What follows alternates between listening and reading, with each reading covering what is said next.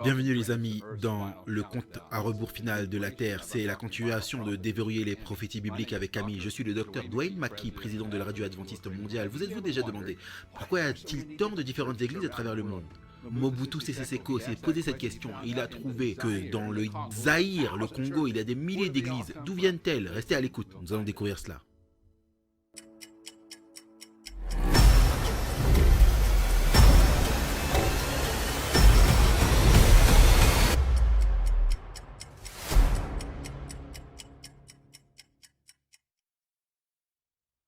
À nouveau, bienvenue, les 4 cavaliers de l'Apocalypse. Pourquoi tant de dénominations? C'est là, dans la Bible, dans le livre de la Révélation, l'Apocalypse. Si vous avez des questions, souvenez-vous, quelles que soient les questions, demande de prière, peu importe, WhatsApp, +1 224 222 0777, ou vous pouvez simplement nous envoyer un SMS, 224 222 0777.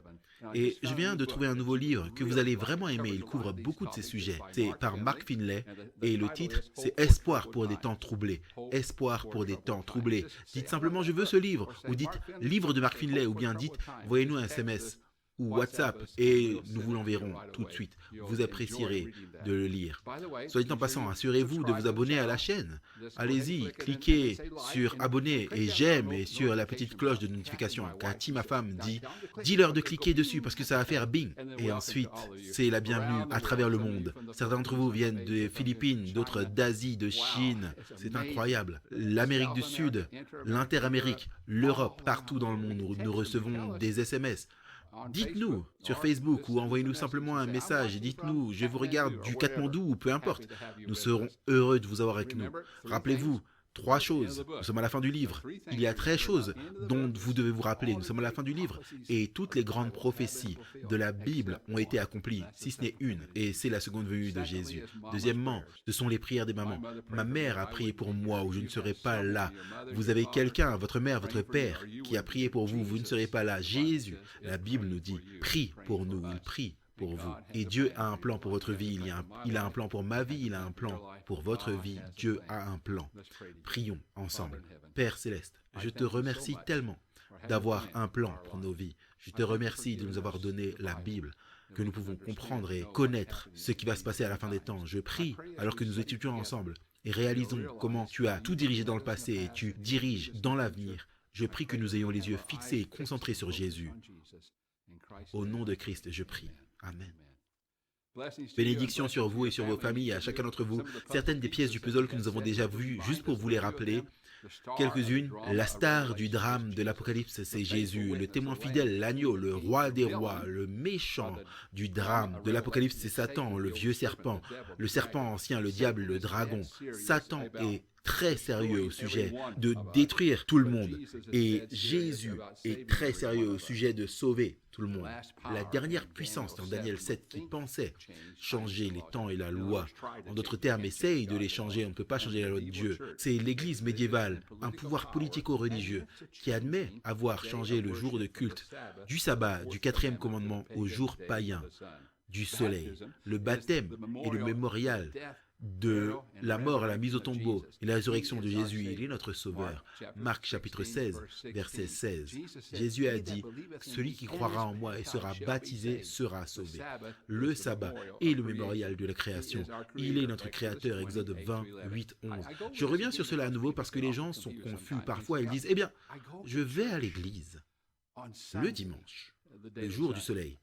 Parce que Jésus est ressuscité ce jour-là. Ce n'est pas dans la Bible que nous devrions adorer le dimanche. C'est tout simplement pas là. Le mémorial de la mort, la mise au tombeau et la résurrection de Jésus, c'est le baptême. C'est ce que dit la Bible. Romains chapitre 6, le mémorial du fait que Dieu nous ait créés à son image, c'est le sabbat. Voilà pourquoi nous adorons Dieu au sabbat, le 7e jour. En fait, certaines personnes ont été confuses et rappelez-vous simplement que dans Luc chapitre 23, versets 54 à 55, c'est le jour de la préparation. Rappelez-vous que vous avez entendu dire à plusieurs reprises qu'il n'y a que 2 jours dans la Bible qui ont des noms. Le reste, eh bien, nous disons dimanche, lundi, mardi, mercredi, jeudi, vendredi. Mais ce sont des noms que nous avons donnés plus tard. Mais dans la Bible, c'est le 1er jour, le 2e jour, le 3e jour, le 4e jour, le 5e jour. Le jour de la préparation, qui est le vendredi, et le sabbat, qui est le septième jour, le sabbat qui nous a été donné à partir des 10 commandements. Donc, Luc chapitre 23, le jour de la préparation. Et puis Exode chapitre 20, le sabbat, et Luc chapitre 24, le premier jour, c'est là où Jésus est ressuscité. Donc cela met tout ça ensemble afin que nous puissions bien comprendre, que nous n'avons pas à être confus. Parfois les gens disent « Oh, comment savez-vous avec certitude quel jour est bien ?» Je pense juste au vendredi, le jour de la préparation, le vendredi saint, le sabbat, puis le jour de la résurrection, le dimanche, le premier jour de la semaine. Lorsque nous nous endormons en Jésus, la prochaine chose que nous verrons, ce sera Jésus venant sur les nuées, avec tous les anges. Je ne peux pas attendre. C'est ce que dit la Bible, la prochaine chose que nous verrons. Laissez-moi vous emmener en Roumanie. À Bucarest, nous faisions un projet avec AWR, TMI, là-bas, et nous avons appris une histoire, et nous avions juste eu un baptême de nos sermons que nous avons prêchés dans l'une des églises près de Bucarest. Nous avons entendu une histoire de Lydia et de son mari, Élie. Et Élie nous racontait ce qui lui est arrivé. Et il a dit juste après la chute du communisme, à la fin ou au début des années 90, j'étais tellement content à l'idée de devenir chrétien que je suis allé à l'église et ils ont parlé de Jésus et j'ai accepté le don du salut et ils m'ont aspergé pour me baptiser. Mais ensuite, il a dit, j'ai eu un problème parce que j'ai commencé à lire la Bible et il est dit dans la Bible que Jésus a été baptisé et il a été baptisé dans le Jourdain. Et j'ai dit, je veux que vous puissiez me baptiser dans le Jourdain et ils ont dit, on ne peut pas aller en Israël. Non, non, je ne veux pas dire cela. Il suffit de me baptiser dans une rivière, par immersion, comme Jésus a été baptisé. Et ils ont dit, oh, on ne fait pas ça dans cette église. Et il a dit, alors j'ai continué à chercher, et finalement j'ai trouvé une église. J'y suis allé, et ils l'ont baptisé. Et tout comme Jésus, j'étais tellement content de cette église, j'ai dit à ma femme, tu sais, nous gagnons beaucoup d'argent, construisons une église. Alors ils ont construit une église. Et puis, ils ont partagé Jésus avec tellement de leurs voisins et leurs amis, l'église s'est remplie. Puis un jour, Élie, alors qu'il travaillait pour la gare et la commutation ferroviaire, il changeait les voies pour que les trains aillent et viennent. Il y avait beaucoup de temps d'arrêt et il a remarqué que l'un de ses amis prenait son téléphone portable et écoutait une radio pendant qu'ils attendaient l'arrivée des trains. Il a pensé, oh, je vais faire ça aussi. Alors il a apporté son téléphone portable au travail et il l'a écouté. Et il a trouvé la radio mondiale adventiste qui diffusait sur son téléphone portable. Et il a commencé à écouter, à écouter, à écouter. En fait, il a dit, j'ai appris les noms de tous les orateurs. Je connaissais leur voix et je sais quand ils arrivaient. C'était des sermons fantastiques, fantastiques sur Jésus, sur le salut, sur le baptême. Et puis, ils ont commencé à parler du sabbat. Et j'ai commencé à écouter. Qu'est-ce que c'est ça? J'ai écouté attentivement. Oui, le 4e commandement nous dit d'adorer et d'adorer le 7e jour de la semaine, tout comme Dieu nous l'a ordonné dans le livre de la Genèse. J'ai écouté 3 heures, j'ai dit à ma femme Lydia, j'ai dit Lydia, allons-y, allons-y, à l'église. Elle a dit, je ne dirai pas dans cette église. Nous avons construit cette église, nos amis viennent dans cette église maintenant. Nous allons à l'église le dimanche, je ne vais pas là-bas. Alors, ils ont eu une discussion par rapport à ça. Et un jour, il a été seul. Il a été à l'église, les gens étaient tellement gentils avec lui. Il a découvert que ce n'était pas si loin de chez lui. Alors il n'arrêtait pas de dire à sa femme, chérie, il faut qu'on y aille, il faut qu'on y aille. Finalement, elle a été. Et elle a été encore et encore avec leur fille. Et Lydia et Élie ont tous trois été baptisés. Et puis, ils ont dit à leur deuxième fille, tu dois venir, tu dois venir. Donc ils ont eu ces réunions et elle s'est fait baptiser également. Et il nous racontait l'histoire sur la façon dont il a trouvé Jésus. J'ai dit à Lydia, est-ce qu'il dit parfois aux gens, quand il s'est fait baptiser, quand il a trouvé le sabbat, quand il a écouté la radio, et elle dit, il ne peut pas garder sa bouche fermée. Il raconte cela à toutes sortes de personnes, comment Dieu l'a conduit à la vérité et comment il a été baptisé parce qu'il a compris la grâce de Jésus, il a compris le baptême et maintenant il a compris à propos du sabbat. N'est-ce pas passionnant? J'ai pensé à tous ces différents types d'églises. Vous savez, un nombre d'églises différentes qui comprennent une partie de la vérité sur Jésus. Une partie, mais pas toute la vérité. Ainsi, alors qu'on regarde à la Bible, nous découvrons une prophétie qui nous parle, en fait, des différentes périodes de temps et de la façon dont la vérité sera perdue et comment la vérité sera redécouverte. Et c'est ce que nous examinons. Pourquoi il existe tant de types d'églises différentes. Différentes églises, eh bien, tout tourne autour de Jésus, n'est-ce pas? À la fin, nous voulons marcher sur ses traces. Et Jésus est venu, il nous a donné un exemple, il a vécu ici sur terre, il nous a donné ses enseignements et il l'a réaffirmé. Nous sommes créés à l'image de Dieu, nous sommes sauvés par la grâce seule. Si nous l'aimons, nous sommes baptisés comme il a été baptisé. C'est juste une histoire passionnante. Vous prenez la parole de Dieu et vous la parcourez et vous lisez. Rappelez-vous, si c'est dans la Bible, je le crois. Si ce n'est pas dans la Bible, ce n'est pas pour moi. Et il n'y aura pas de confusion. Pas de confusion au sujet de différentes églises et de religions mondiales, etc. Si les gens allaient simplement à la parole de Dieu et lisaient ce que Dieu avait dit, il n'y a aucune raison. Eh bien, allons aux 4 cavaliers du livre de l'Apocalypse. Pourquoi tant de dénominations? Adam et Ève.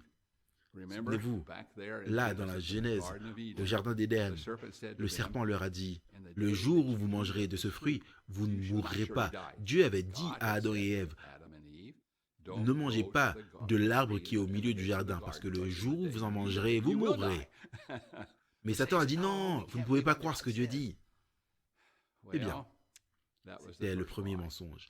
Et à cause de ce mensonge, nous savons qu'il y a beaucoup d'églises différentes dans le monde qui ont évolué à partir de cela. Par exemple, l'idée qu'il y a une roue de la vie selon laquelle vous mourrez et vous revenez, vous mourrez et vous revenez et vous mourrez. Et si vous êtes bon, vous pouvez revenir sur une forme différente. Si vous êtes mauvais, vous revenez dans une forme mauvaise. Donc cette roue de la vie, tout est centré sur le mensonge de Satan. Si vous mourrez, vous ne mourrez pas vraiment, mais vous devenez comme des dieux. Non. Non. Donc toutes ces grandes religions du monde, elles se concentrent juste sur ça. Je vous ai dit dans le sermon il y a quelque temps, vous savez, il y a une énorme religion mondiale que nous appelons l'islam au Moyen-Orient. Et nous savons que, en fait, ils sont liés aux chrétiens parce que cela remonte à Abraham. Rappelez-vous l'histoire d'Abraham. Il avait une femme merveilleuse, son nom était Sarah. Et Sarah, elle était un peu âgée. Et lui-même aussi était âgé. Il a eu une vision une nuit et Dieu a dit à Abraham, « Abraham, tu vas avoir un enfant. Sarah va tomber enceinte et avoir un bébé. » Et il l'a emmené dehors et il a dit, « Regarde toutes ces étoiles là-haut, ta semence, tes enfants, toutes les familles seront comme les étoiles du ciel. » Maintenant, Sarah avait 90 ans et elle a dit, « Tu sais, je ne peux plus avoir d'enfants. » À cet âge-là. Alors elle a dit, c'est plutôt acceptable ici dans notre culture. Je vais te donner ma servante, son nom c'est Agar, c'est une jolie jeune femme. Et puis tu la prendras et elle pourra accomplir la promesse de l'ange à travers elle. Et donc c'est ce qui s'est produit. Et donc Abraham a pris une deuxième épouse, ce qui était acceptable, mais pas durable, parce qu'elle est tombée enceinte. Et ensuite, elle a eu un bébé. Et Abraham était si heureux, le nom du bébé était Ismaël. Mais quelques temps plus tard, Sarah est tombée enceinte et a donné naissance à Isaac. Oui, mesdames, vous savez, vous ne pouvez pas avoir 2 femmes dans la même cuisine. Ça ne fonctionne pas. Et donc, Sarah n'a pas aimé cela. Et donc, elle a dit à Abraham, ça ne marche pas. Tu dois lui dire de partir. Alors, Agar et Ismaël sont partis, mais Dieu a pris soin d'eux. Et c'est ainsi que la nation musulmane est née. Et donc, c'est une querelle de famille qui dure depuis. Mais encore une fois, c'est basé sur le fait qu'ils ne croient pas aux promesses de Dieu. C'est ce qui a causé le problème. Et je pense que cela cause beaucoup de problèmes dans le monde d'aujourd'hui, dans vos familles. Si vous ne croyez pas en Dieu, cela va causer beaucoup de problèmes. Voilà pourquoi nous disons, si c'est dans la Bible, je le crois. Si ce n'est pas dans la Bible, ce n'est pas pour moi. Une personne très intelligente a dit ceci. De toutes les religions païennes, de toutes les religions non chrétiennes, c'est l'idée que l'homme peut se sauver par lui-même, par ses propres œuvres. Alors que nous regardons les différentes religions du monde aujourd'hui, elles sont toutes basées sur le fait. Et dans le christianisme, nous voyons cela si souvent, les gens ne comprennent pas la grâce. Ils ne comprennent pas que si nous aimons Jésus, nous gardons ses commandements. Nous devons les garder basés sur l'amour. Mais ils ne comprennent pas bien la grâce de Dieu. Ils se disent, oh, je ne suis pas si mauvais. Quelqu'un un jour m'a dit, regarde ces petits garçons là qui jouent ensemble. Assurément, Dieu va tous les amener au ciel parce qu'ils sont des petits garçons si gentils. Nous n'irons pas tous au ciel. Personne ne va aller au ciel parce qu'il est bon. Non, le don de Dieu, le don du salut. Éphésiens chapitre 2 et le verset 8 et 9. Car vous êtes sauvés par la grâce, par le moyen de la foi. Et cela ne vient pas de vous. C'est le don de Dieu. Ce n'est point par les œuvres afin que personne ne se glorifie. Laissez-moi vous poser une question. Pendant le temps de Noël ou le Nouvel An, et mesdames, vous recevez un cadeau gratuit de votre chérie. Est-ce que vous courez au magasin et dites « Je veux rendre ce cadeau » Non. Est-ce que vous lui dites « Combien ça a coûté? Combien ça a coûté? Je veux te payer pour ça » Non. Vous ne pouvez pas voler un cadeau. Vous ne pouvez pas payer un cadeau. Un cadeau, c'est un cadeau. Dieu nous donne un cadeau gratuit, le don du salut. Quel Dieu incroyable. Quel Dieu incroyable! Vous ne pouvez pas gagner le salut. Avez-vous entendu? Vous ne pouvez pas l'acheter, vous ne pouvez pas le voler. Non, le salut est un cadeau gratuit que Dieu nous fait. Et nous devons réaliser cela. Vous ne serez jamais assez bon. Vous savez, en ce moment, avec la Radio Mondiale Adventiste, nous voyons des choses incroyables se produire. J'ai dit à Cathy et à notre équipe, je n'ai jamais rien vu de tel. J'ai fait ce genre de choses autour du monde, dans plusieurs pays, depuis 50 ans. Et normalement, nous avons des réunions et nous baptisons de très bonnes personnes, des gens qui tombent amoureux de Jésus, ce sont des bonnes personnes, pas de mauvaises personnes. Mais en fait, nous sommes tous pécheurs et nous sommes privés de la gloire de Dieu. C'est ce que dit la Bible. Mais ce sont des bonnes personnes. Mais maintenant, quelque chose se passe. Nous voyons des sorcières être baptisées, nous voyons des assassins être baptisés, des rebelles être baptisés. Nous voyons toutes sortes de personnes venir à Jésus. Ils font un demi-tour complet. Souvenez-vous, je vous ai raconté l'histoire du pasteur, dont les membres d'église comprenaient si bien le salut, que l'un des autres pasteurs de la ville a dit « Pasteur, comment vous faites cela ?» Il a répondu « Oh, c'est facile, je me lève devant l'église et je leur dis « Je marche par ici, je vais en enfer, je vais en enfer, je vais en enfer. Puis je me retourne et je vais au ciel, je vais au ciel, je vais au ciel. » Voilà, c'est ça le salut, c'est un volte-face. Si vous tombez et vous vous relevez, vous êtes juste plus proche de Jésus. N'est-ce pas passionnant? Dieu nous aime tellement, vous voyez. Si nous pouvions gagner le salut, alors Jésus, le Fils de Dieu, aurait pu rester au ciel et il n'aurait pas eu à venir et à mourir sur la croix. Parce que le salaire du péché, c'est la mort. Et Jésus est mort pour vous et pour moi. Eh bien, waouh! Donc toutes ces religions du monde, dont la base, c'est que vous devez être assez bon, assez bon, assez bon, faire de bonnes œuvres, faire toutes sortes de choses. Ça ne vient pas de Dieu. Non, le salut, c'est un cadeau. Ça vient de Dieu. Et la Bible est la Bible seule. C'était le cri de la réforme. C'est ce qu'on dit toujours. Si c'est dans la Bible, je le crois. Si ce n'est pas dans la Bible, ce n'est pas pour moi. Ça, c'est le cri de la réforme. C'est intéressant. Vous avez déjà dit ça auparavant. Mais au cas où vous l'auriez manqué, si vous allez au tombeau de Bouddha en Inde, il est occupé. C'était un homme bon, bien sûr, mais le tombeau lui-même est occupé. Si vous allez au tombeau de Confucius en Chine, un homme bon, oui, de bons enseignements peut-être, mais sa tombe est occupée. Si vous allez au tombeau de Mahomet en Arabie Saoudite, un homme bon peut-être, mais le tombeau est occupé.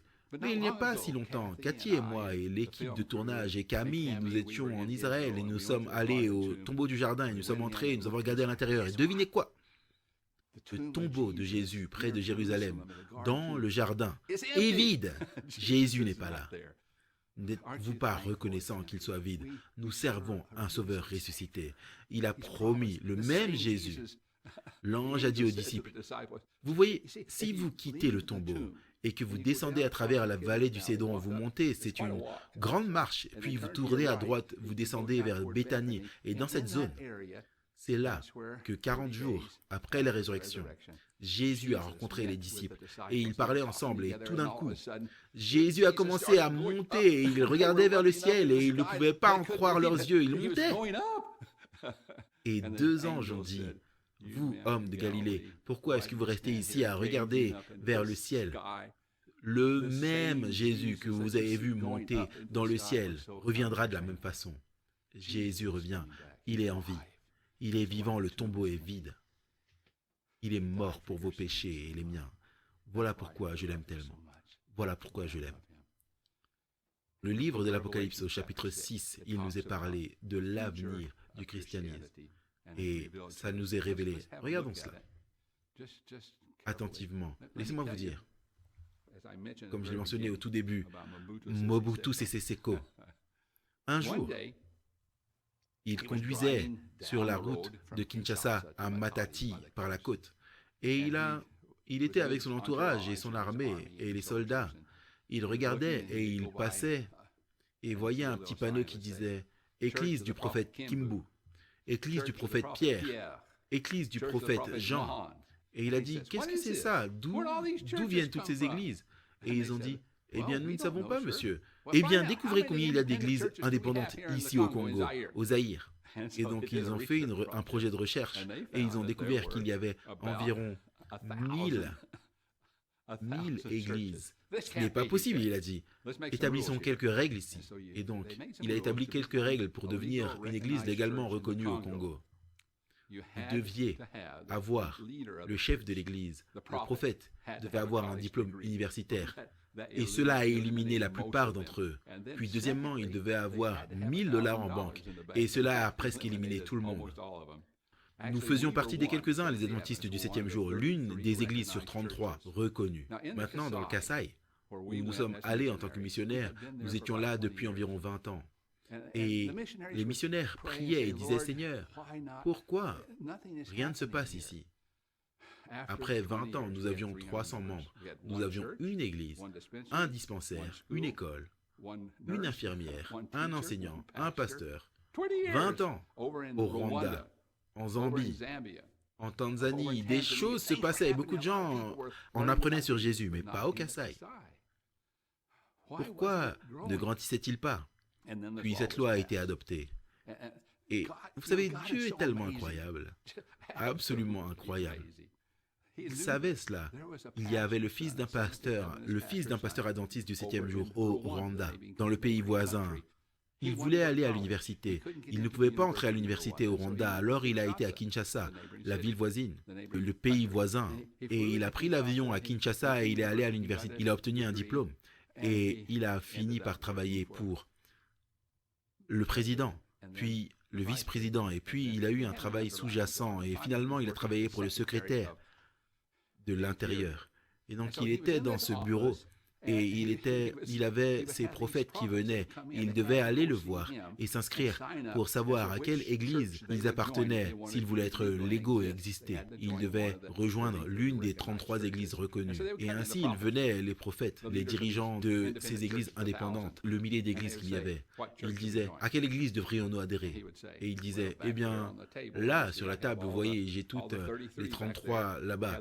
Nous avons leurs dossiers, leurs documents. Vous allez, lisez ce en quoi ils croient et trouvez avec quoi vous êtes d'accord et rejoignez cette église. Et donc, il retournait et il lisait, il lisait, il lisait, et il disait, c'est trop déroutant. À quelle église devrions-nous adhérer? Puis il leur disait, rappelez-vous, c'est le fils d'un pasteur adventiste du 7e jour. Il était allé à des réunions comme celle-ci. Il avait écouté les réunions, exactement ce que vous écoutez là. Si c'est dans la Bible, je le crois. Si ce n'est pas dans la Bible, ce n'est pas pour moi. Il savait tout cela. Et donc, il leur disait, eh bien, en quoi est-ce que vous croyez? Ils répondaient, nous croyons tout ce qui est dans la Bible. Et il a commencé à sourire et il a dit, eh bien, si vous croyez tout ce qui est dans la parole de Dieu, alors vous devez devenir un adventiste du 7e jour. Donc après 20 ans de presque aucune croissance, tout d'un coup, ces différents prophètes, ces milliers d'églises ont commencé à se connecter avec les adventistes du 7e jour. Ils ont commencé à se connecter. Le Seigneur a béni, le Seigneur a béni. Vous savez, certains missionnaires locaux, non adventistes, d'abord ont décidé, lorsqu'ils sont arrivés là-bas, qu'ils allaient traduire la Bible dans la langue Chuluba locale. Et ils sont arrivés au verset, là-bas, dans Apocalypse chapitre 1 et le verset 10, où il est dit, « Je fus ravi en esprit le jour du Seigneur ». On a parlé de ce texte, vous vous en souvenez. Et il n'est pas dit quel jour. Je vous rappelle que le Seigneur a un jour. J'étais en esprit au jour du Seigneur. Et ils se sont dit, c'est déroutant. Vous savez, ces gens ne comprennent pas très bien. Nous sommes intelligents. Alors faisons cela. Ils l'ont traduit. J'étais dans l'esprit au dimanche. Il n'est pas dit cela. Et donc quand les jeunes du Kasaï qui étudiaient dans les écoles ont appris à parler français, ils ont eu leur Bible et ils ont regardé la traduction française. Et il est dit, j'étais dans l'esprit au jour du Seigneur, pas le dimanche. Et donc il y a eu beaucoup de discussions et c'est pourquoi beaucoup de gens ont commencé à venir et à venir et à venir. Parce qu'ils voulaient suivre Jésus et faire ce que la Bible disait. La Bible et la Bible seulement, c'était le cri de la réforme, donc sola scriptura. Cela n'a pas tardé pour que 100 000 personnes demandent à se faire baptiser. N'est-ce pas étonnant? 100 000 personnes ont été baptisées, ont découvert la vérité telle qu'elle est en Jésus. Allons dans l'Apocalypse chapitre 6, le verset 1. « Et je regardais lorsque l'agneau eut ouvert un des sceaux, et voici un cheval blanc, et celui qui était monté dessus avait un arc, et on lui donna une couronne, et il partit en vainqueur et pour remporter la victoire. » Donc, il y a 4 chevaux, Et ce sont 4 périodes de temps, et nous allons les parcourir rapidement. Vous allez voir à quel point différentes choses ont été perdues, des vérités. Le premier était blanc. Nous avons une foi pure. C'était les 100 premières années. Apocalypse chapitre 6, le verset 1 et 2. Il avait un arc et il est dit, une couronne lui fut donnée et il partit en vainqueur et pour remporter la victoire. C'est une foi conquérante. C'est les disciples. Ils connaissaient Jésus, ils l'avaient vu, ils avaient vu la résurrection, ils savaient tout, ils partageaient leur foi. C'est pourquoi ils ont fait le tour du monde. Ils ont été partout. Jésus leur avait dit d'aller dans le monde entier, de prêcher, d'enseigner, de baptiser. C'est ce qu'ils ont fait cela. Ils ont été partout. Et l'Église a grandi, a grandi, a grandi. C'était une foi conquérante, une foi pure. Le blanc représente la pureté. Dans l'Apocalypse, il nous a donné une image de l'Église conquérante de Christ dans l'Apocalypse chapitre 12. La femme vêtue de blanc, le blanc c'est la pureté, et donc une foi pure. C'est passionnant de voir l'Église qui grandit dans Actes chapitre 5, le verset 14, et il dit « De plus en plus, des multitudes d'hommes et de femmes, de ceux qui croyaient au Seigneur, étaient ajoutés à l'Église. » Des multitudes d'hommes et de femmes. Maintenant, dans Actes chapitre 5, le verset 29, écoutez, c'est un verset incroyable et regardez ce que Dieu nous dit ici. Il faut obéir à Dieu plutôt qu'aux hommes. Un verset incroyable. Waouh! Pensez à cela.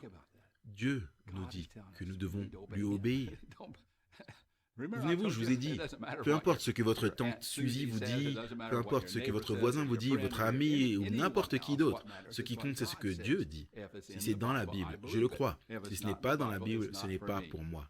Donc, le prochain groupe, maintenant que nous voyons, ça va être environ 300 ans, le cheval rouge, et c'est dans Apocalypse chapitre 6, le verset 4, c'est une foi tachée de sang, parce qu'il y a tellement de persécutions, tant de gens commencent à mourir ici à partir du Moyen-Âge.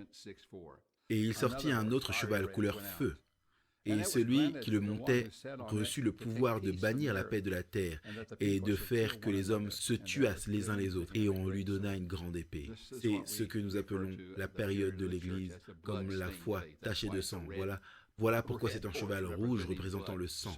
Tant de gens. Et à l'époque des gladiateurs, Cathy et les enfants en braquette, Déné et moi, nous avons été là à Rome.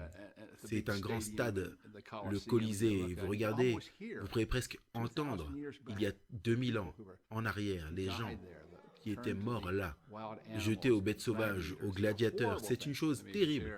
Laissez-moi partager avec vous une histoire qui nous vient de cette époque. Ça déchire votre cœur. Un groupe de soldats ont été capturés, vous voyez, ils avaient renoncé aux voies romaines et ils voulaient être chrétiens et suivre Jésus. Il y en avait 49 qui avaient été capturés par d'autres soldats. Ils ont été envoyés sur un lac. Il faisait très froid. Ils devaient abandonner leur manteau et on leur a allumé un énorme feu au bord du lac en essayant de les inciter à abandonner leur foi en Jésus et à revenir et à renoncer à Jésus. Et alors ils étaient là, au milieu du lac, chantant ensemble. 49 soldats luttant pour le Christ. Donne-nous la victoire, donne-nous la couronne. Ils étaient 49.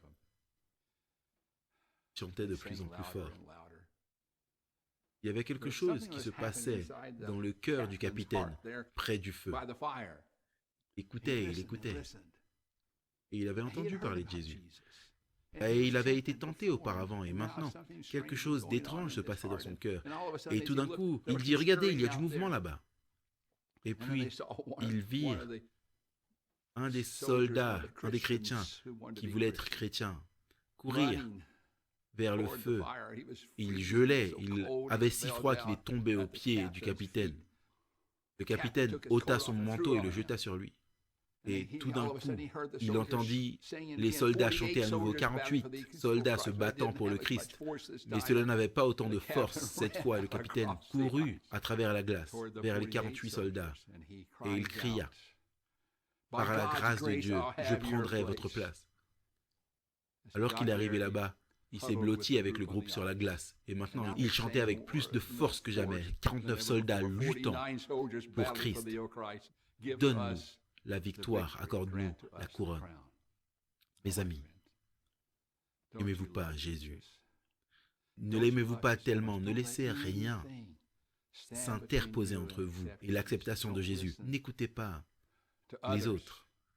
qui vous tente de suivre le chemin du monde, si vous avez péché, détournez-vous, faites volte-face. Jésus vous pardonnera, il jettera ses bras autour de vous. Il y a une couronne de justice, oui. Rejoignez les forces de Dieu.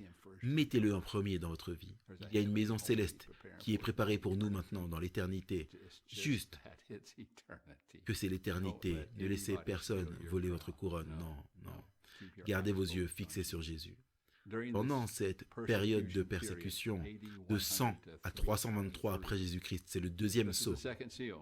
Le cheval rouge, des choses horribles se sont produites. Ils disent peut-être des millions, entre 50 et certains disent même, pendant toute la période du Moyen-Âge, c'est peut-être 100 millions. Nous ne savons pas, mais des millions ont été tués à cause de leur foi. Apocalypse 6, 5, 20. Et quand l'agneau eut ouvert le troisième sceau, j'entendis le troisième animal qui disait « Viens et vois ». Et je regardais et voici un cheval noir. Et celui qui était monté dessus avait une balance dans la main. Et une foi compromise. C'est pire que la foi tachée de sang. Dans la foi tachée de sang, les gens meurent à cause de leur foi. Maintenant, ils font des compromis. Les gens font des compromis, des compromis. De mauvaises choses se sont glissées dans l'Église. Le paganisme s'est glissé dans l'Église. Nous voyons cela encore et encore. Acte 20, 29. Car je sais qu'après mon départ, des loups ravisseurs s'introduiront parmi vous, n'épargnant pas le troupeau. Waouh! C'est ce visage du compromis.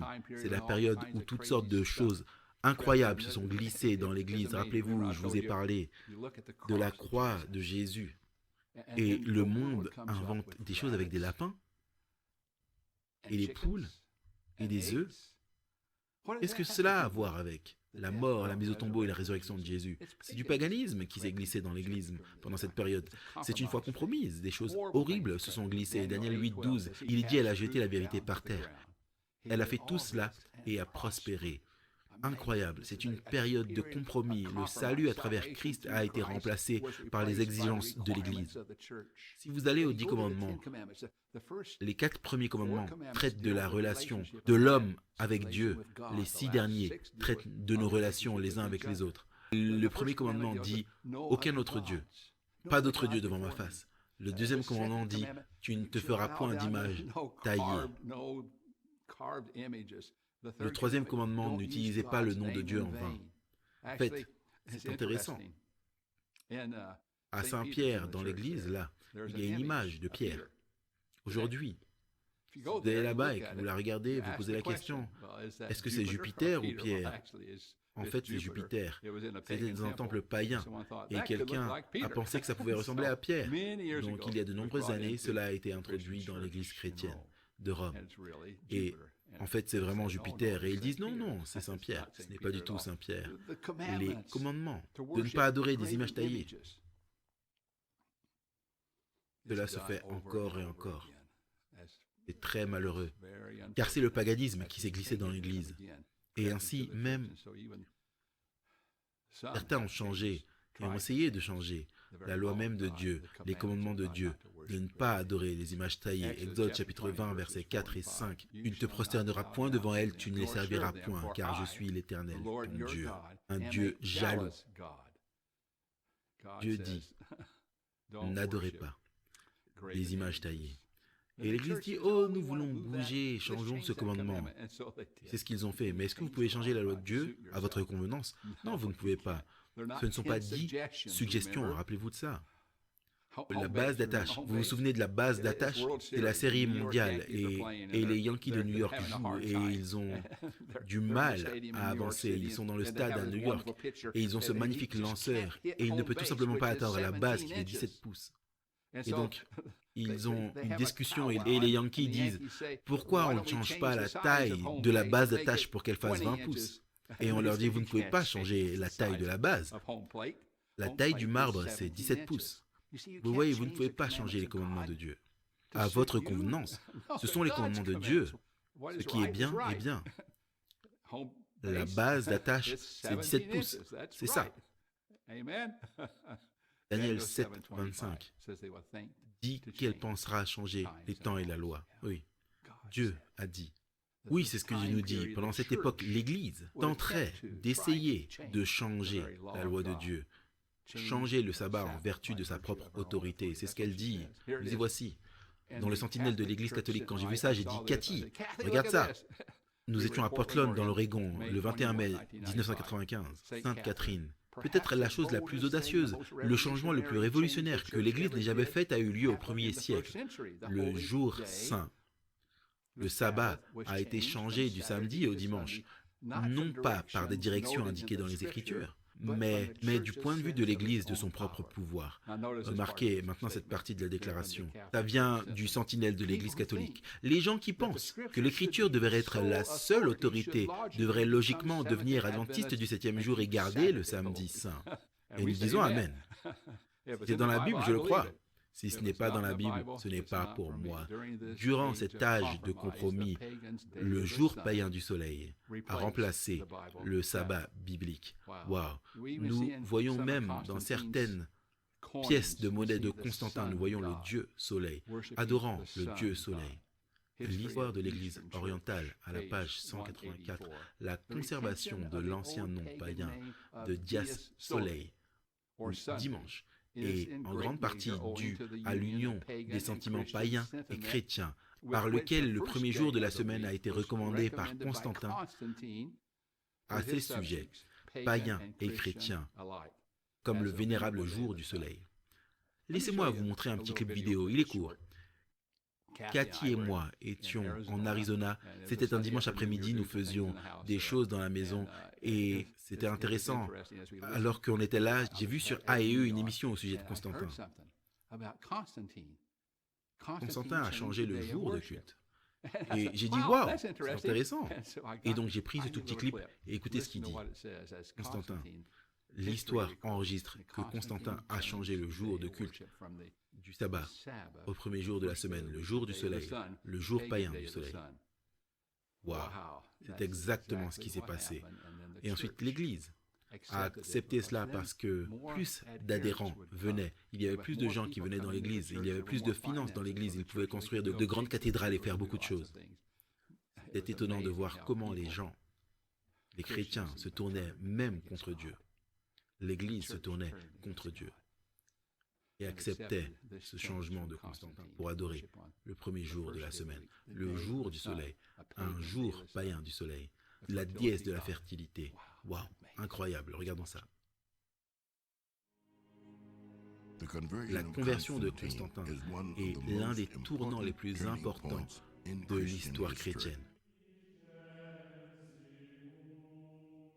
La cérémonie est pour célébrer la réunification de l'Empire chrétien.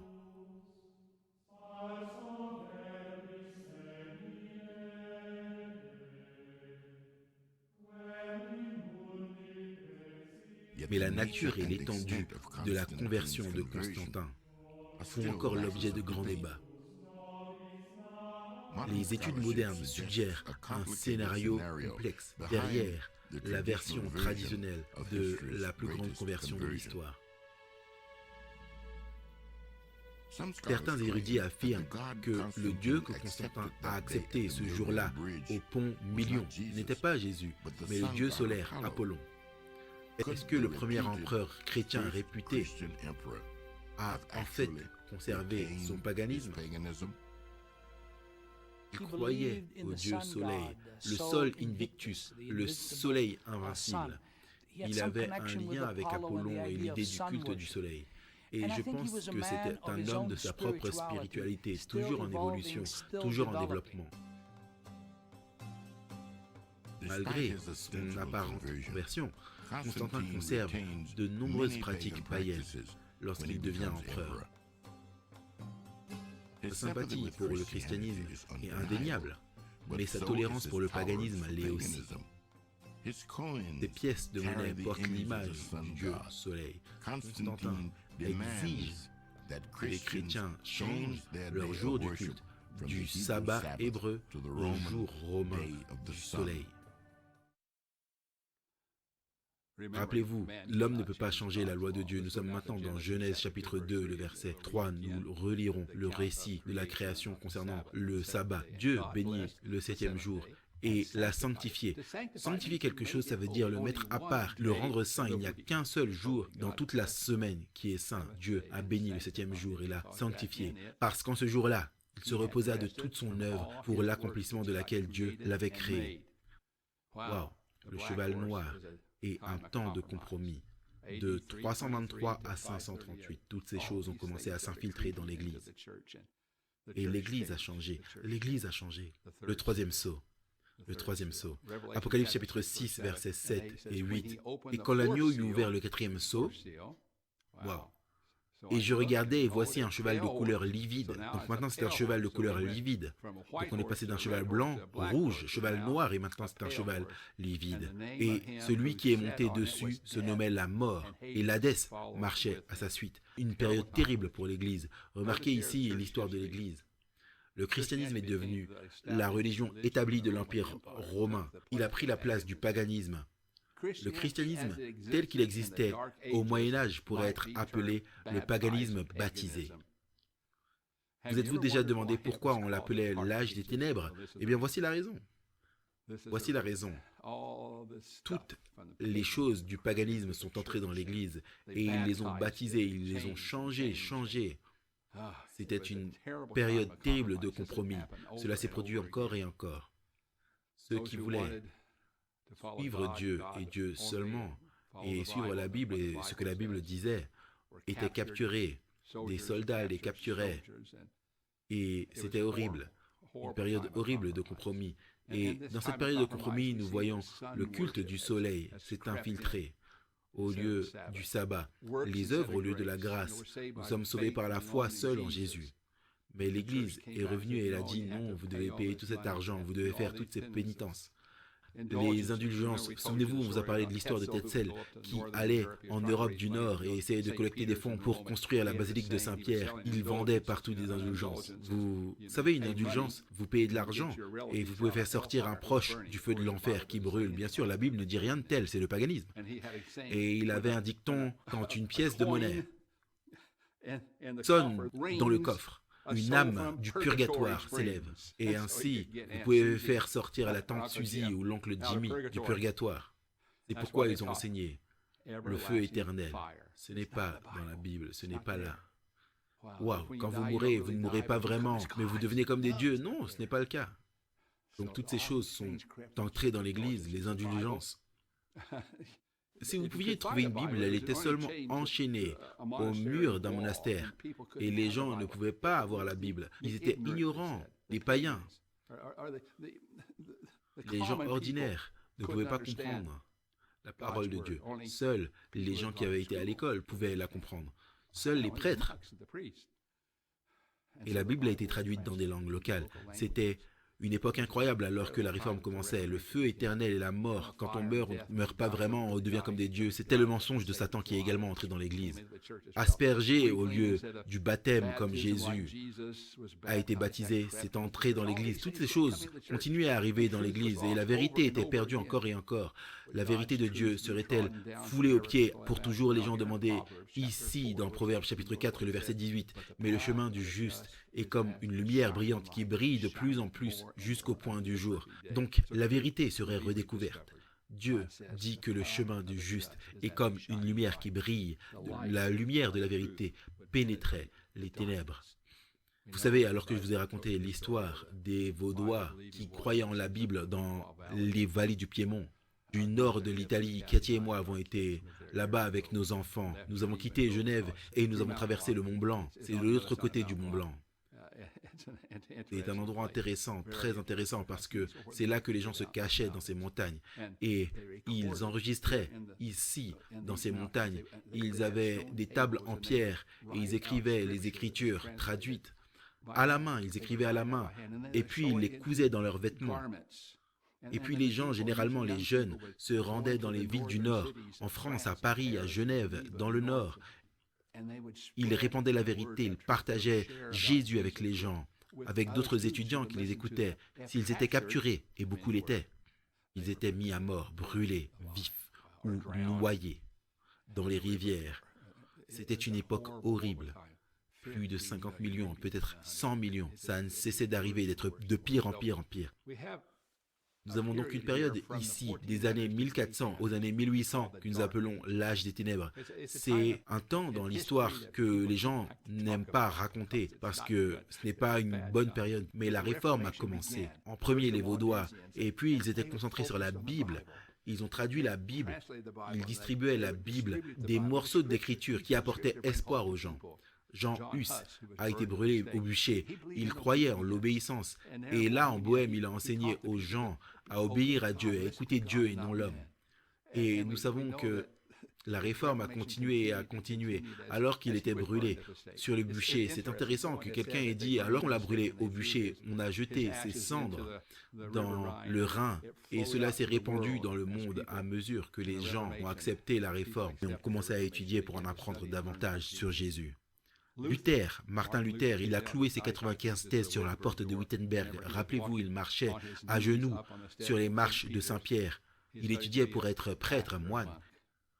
Et tout d'un coup, un texte lui est venu à l'esprit, le juste vivra par la foi. Tu n'as pas besoin de te punir pour être pardonné. Waouh! Et donc, il s'est concentré sur la grâce pour connaître Jésus, être sauvé par la grâce. Seul Christ, Romains 8, 1.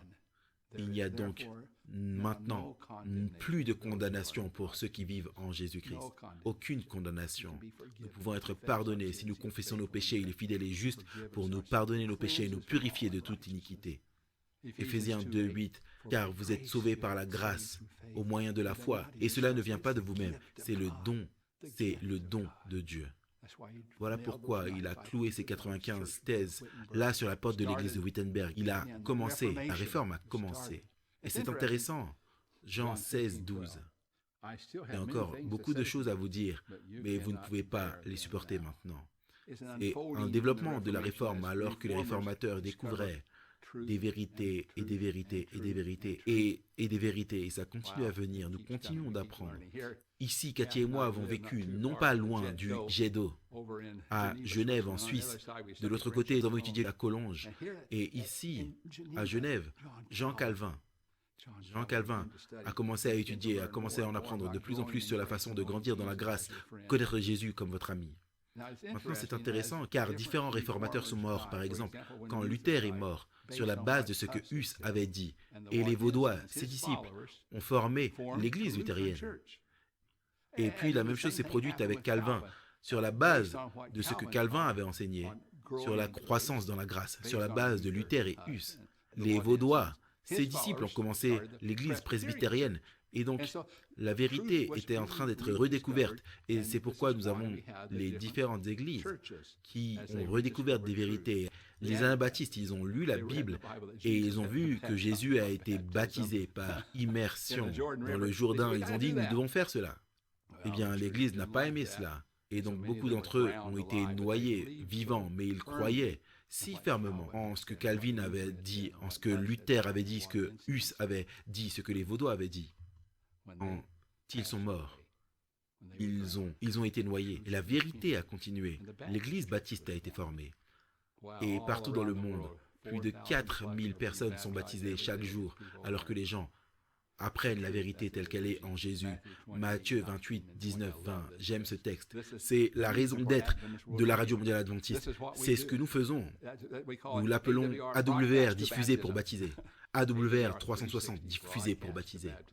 À cause de ce texte, allez donc et faites des disciples, instruisez toutes les nations, les baptisant au nom du Père, du Fils et du Saint-Esprit. C'est la grande commission que Christ nous donne. C'est pourquoi nous allons et prêchons et enseignons. Voilà pourquoi vous regardez cette vidéo. C'est pourquoi nous avons ces vidéos YouTube. C'est pourquoi la série de Camille, d'ailleurs, la série de Camille, sera refaite ici, demain soir. Alors assurez-vous de vous connecter demain soir, alors que nous continuons avec cela demain après-midi aussi. Nous allons avoir déverrouillé les prophéties bibliques internationales. Que ça va être. Nous pensons que peut-être dans 40 ou 50 langues, nous travaillons sur ces langues autour du monde. Waouh! C'est juste passionnant quand on pense à ce qui se passe. Comment nous pourrons faire cela sur YouTube maintenant? Quand j'étais Je pense, après la chute du mur, les choses se sont ouvertes en Russie. Je suis allé à Saint-Pétersbourg avec un ami, Bruce Johnson, et puis l'année suivante, j'ai été moi-même, j'ai prêché une série de réunions à Saint-Pétersbourg. L'année suivante, je suis allé à Magadan, qui a 11 fuseaux horaires, mais toujours en Russie. Les choses avaient tellement changé. C'était merveilleux ce que Dieu faisait. Nous avons eu 400 baptêmes à Saint-Pétersbourg, plus de 100 à Magadan. Mais j'ai dû traverser et partir à l'autre bout du monde. Camille. Nous avons traduit sa série en russe. En voici un petit extrait. Vous allez adorer voir Camille qui prêche en russe à 1,5 million de personnes. Et elle n'a pas besoin de quitter son salon à Washington, D.C. N'est-ce pas incroyable? Waouh, ce que YouTube peut faire lorsque vous partagez ces vidéos avec des amis, des voisins, quelle que soit la langue, l'espagnol, le français, quelle que ce soit la langue, Swahili, les langues du monde, partagez ça et partagez ça, partagez encore. Alors que vous parlez de Jésus aux autres, regardez la commission. Allez, faites des disciples de toutes les nations, les baptisant au nom du Père, du Fils et du Saint-Esprit. C'est la grande commission que Jésus nous a donnée, en leur apprenant à garder tout ce que je vous ai commandé. Voilà pourquoi je parle en ce moment, voilà pourquoi je partage, voilà pourquoi nous avons cette présentation, voilà pourquoi nous avons la parole de Dieu. Nous leur apprenons à observer toutes choses, pas seulement ce que vous aimez. Rappelez-vous, si c'est dans la Bible, je le crois, si ce n'est pas dans la Bible, ce n'est pas pour moi. C'est ce que Dieu a dit. C'est la parole de Dieu. C'est la commission qu'il nous a donnée à la Radio Mondiale Adventiste. Vous, lorsque vous joignez et que vous êtes baptisé dans l'Église adventiste, c'est la commission que Dieu vous donne. N'est-ce pas passionnant?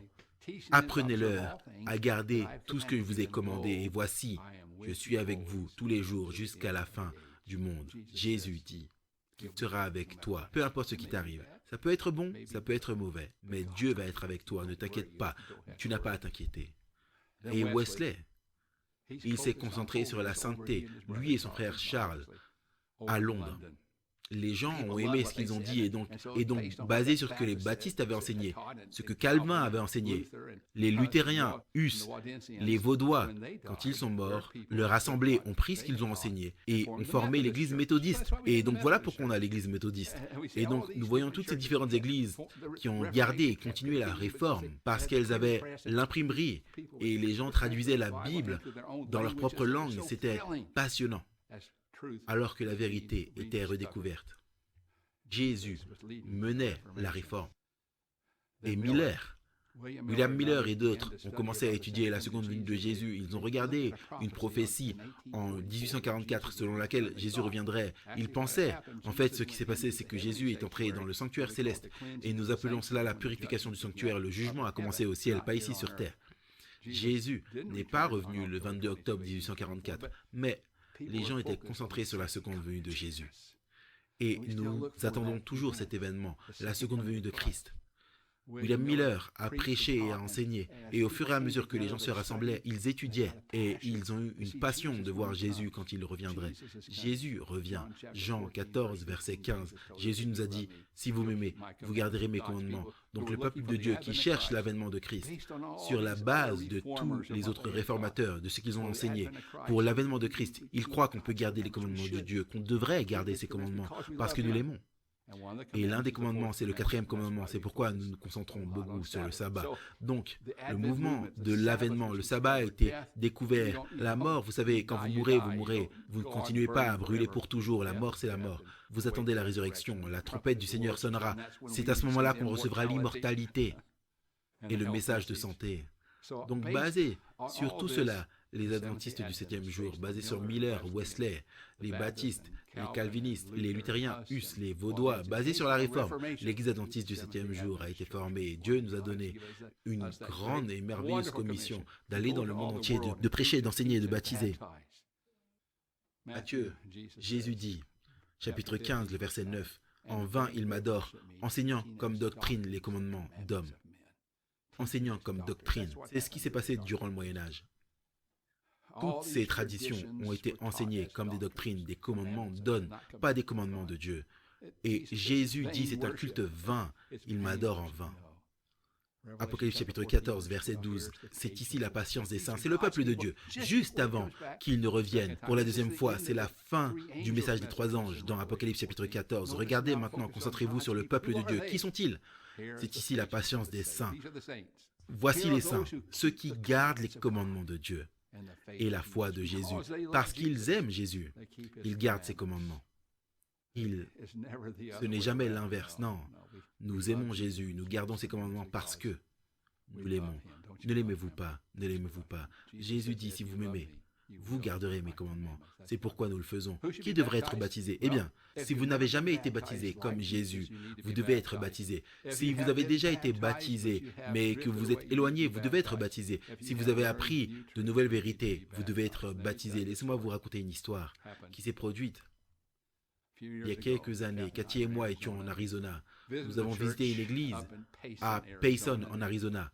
Nous avons rencontré des amis à nous, Daryl, Marie-Jo. Ils nous avons invités à participer à un voyage missionnaire. Ils étaient très réticents, mais ils sont venus. Ils ont fini par aller au Kenya et à prêcher une série de réunions. C'était une période passionnante dans leur vie.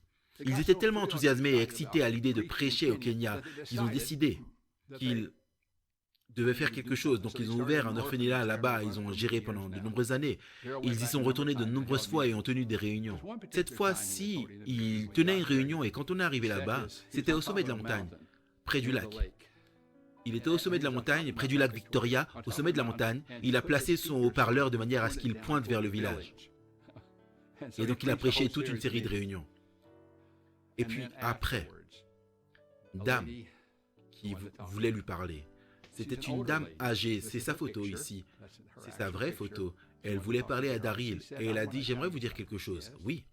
Elle a dit « Je m'en souviens très bien, il y a 51 ans. » Et Daryl s'est dit « Quoi?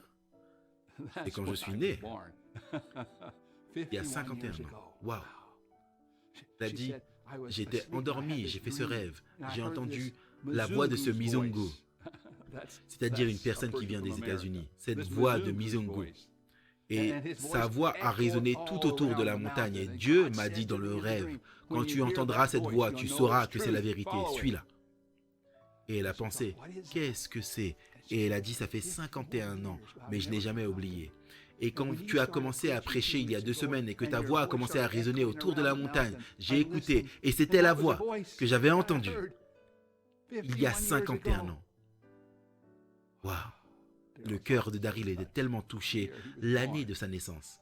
Dieu avait dit à Esther, là, au Kenya, il viendrait là-bas et prêcherait et enseignerait et qu'elle en apprendrait davantage sur Jésus. Oh mes amis, quand vous êtes nés, Dieu savait que vous écouteriez cette vidéo, que vous seriez sur YouTube ou sur Facebook et que vous écouteriez cette vidéo.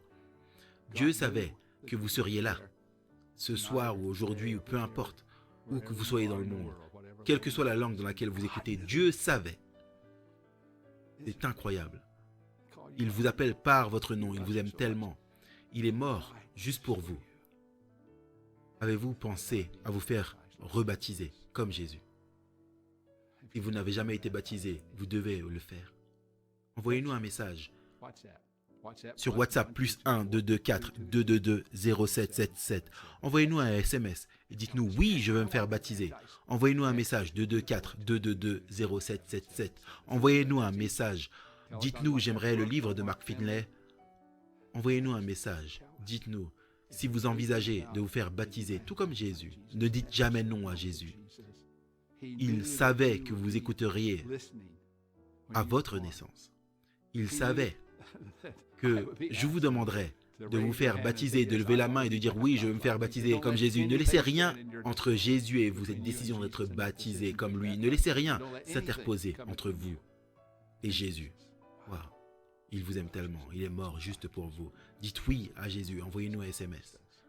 Envoyez-nous un SMS, dites-nous. Demain, nous commencerons la 2e série avec Camille. Déverrouiller les prophéties bibliques internationales.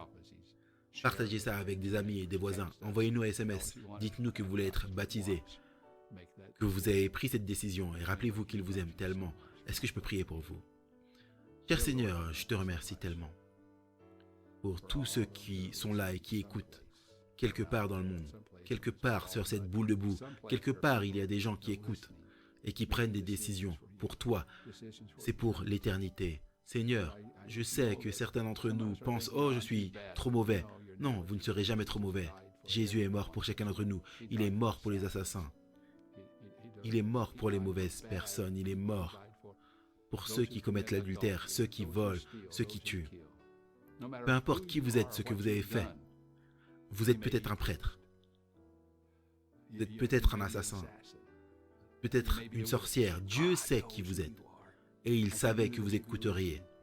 Quand vous êtes né, prenez la décision maintenant de faire ce volte-face et de donner votre cœur à Jésus, de vous faire baptiser, tout comme Jésus l'a été. Et par la foi, de lui faire confiance et d'aller de l'avant. Aller de l'avant et un jour, nous nous retrouverons tous au ciel. Au nom de Christ, je prie. Amen.